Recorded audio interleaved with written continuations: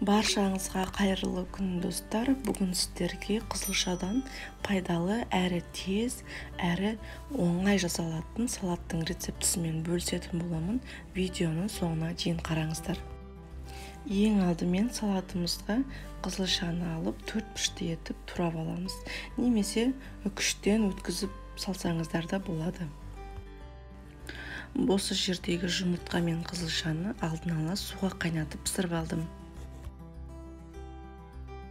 Одан кейін барып тұздалған қиярымызды дәл осылай видеодағыдай етіп 4 етіп турап қызылшаның үстіне саламыз.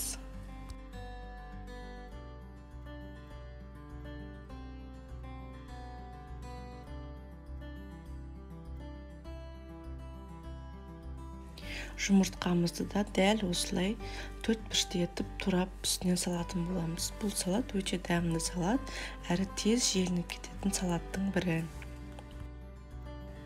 Одан кейін барып үстіне укроп салдым. Мендегі укроп морозильникке қатырылған укроп.